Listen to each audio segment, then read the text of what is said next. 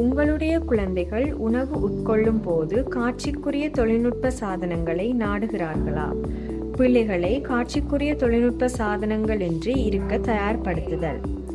பிள்ளையை உணவை பகிர்தலில் ஈடுபடச் செய்தல்.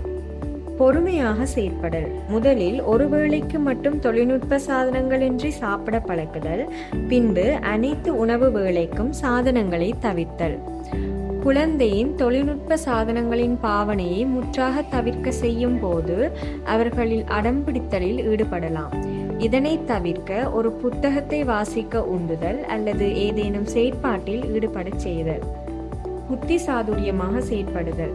அவர்களுக்கு பிடித்த புத்தகத்தின் சில பக்கங்களை மட்டும் வாசிக்க இடமளித்தல். எவ்வாறாயினும் சரியான முயற்சியின் மூலம் தொழில்நுட்ப சாதனத்தின் பயன்பாட்டை முற்றாக தடை செய்தல் சாத்தியமே.